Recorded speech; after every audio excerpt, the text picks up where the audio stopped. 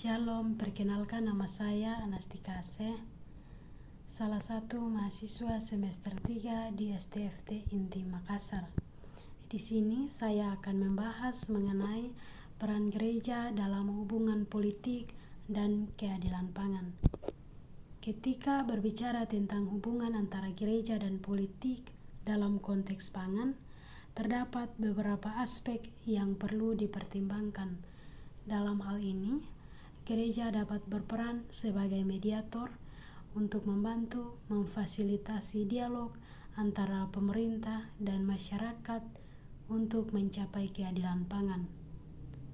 Selain itu, gereja juga memiliki peran penting dalam mendidik jemaat dan masyarakat tentang pentingnya keadilan pangan dan bagaimana politik dapat mempengaruhi akses dan kualitas bahan pangan. Dalam rangka mencapai keadilan pangan yang holistik, terdapat 5 poin yang perlu diperhatikan dalam kebijakan politik. Yang pertama, ketahanan pangan. Ini menjadi landasan utama di mana kebijakan politik harus mampu meningkatkan produksi pangan dalam negeri untuk mengurangi ketergantungan pada impor dan menjaga stabilitas harga pangan di dalam negeri. Agar mendorong peningkatan produktivitas pertanian dengan memberikan dukungan teknis, pembiayaan, dan akses pasar yang lebih baik bagi petani. Selain itu, juga penting untuk mengembangkan diversifikasi pangan dan mengurangi kerugian hasil panen melalui penggunaan teknologi pertanian yang tepat. Yang kedua, distribusi dan aksesibilitas pangan. Ini menjadi fokus penting dalam kebijakan politik.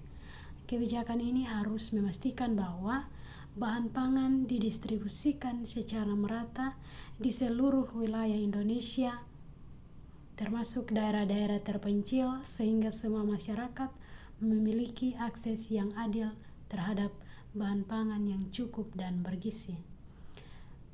Agar meningkatkan infrastruktur distribusi pangan seperti jaringan transportasi dan penyimpanan yang memadai. Selain itu, perlu juga dilakukan kebijakan yang mendorong adanya pasar lokal yang beragam dan memfasilitasi akses pangan bagi kelompok masyarakat yang rentan.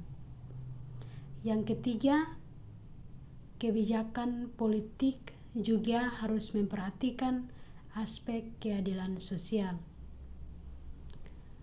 Setiap kelompok masyarakat harus memiliki kesempatan yang sama untuk memperoleh bahan pangan yang cukup dan berkualitas, sehingga kesenjangan sosial dan ekonomi dalam akses terhadap bahan pangan dapat dikurangi. Sehingga menerapkan kebijakan yang mendukung pemberdayaan masyarakat melalui program pangan inklusif seperti subsidi pangan bagi kelompok masyarakat yang membutuhkan dan program pengentasan kemiskinan yang berfokus pada pangan. Yang keempat, pemanfaatan sumber daya alam yang berkelanjutan juga menjadi poin penting dalam kebijakan politik terkait bahan pangan.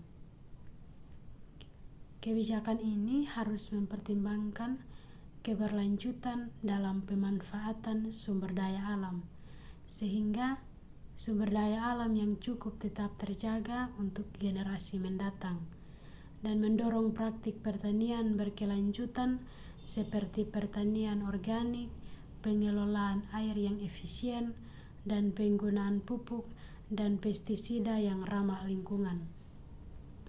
Selain itu juga perlu dilakukan pengawasan yang ketat terhadap praktik pertanian yang merusak lingkungan. Yang kelima, kebijakan politik harus memperhatikan dampak lingkungan dalam produksi pangan. Praktik pertanian yang ramah lingkungan harus didorong sehingga keberlanjutan produksi pangan dapat terjaga tanpa merusak lingkungan, sehingga mendorong adopsi praktik pertanian berkelanjutan seperti pertanian organik, penggunaan pupuk dan pestisida yang ramah lingkungan, dan pengelolaan limbah pertanian yang baik. Selain itu juga perlu dilakukan edukasi kepada petani dan masyarakat mengenai pentingnya keberlanjutan lingkungan dalam produksi bahan pangan. Dalam pengembangan kebijakan politik yang berkelanjutan untuk mencapai keadilan pangan, peran gereja sebagai agen perubahan sangatlah penting. Dengan menggunakan pengaruhnya, gereja dapat mendorong pemerintah untuk mengadopsi kebijakan yang mendukung keadilan pangan dan memastikan bahwa semua masyarakat memiliki akses yang adil terhadap bahan pangan yang cukup dan berkualitas. Dengan memperhatikan kelima poin ini, diharapkan bahwa kebijakan politik yang berkelanjutan dapat membawa perubahan positif dalam mencapai keadilan pangan di Indonesia dan menjaga keberlanjutan produksi pangan untuk masa depan yang lebih baik. Demikian materi yang saya paparkan. Terima kasih. Shalom.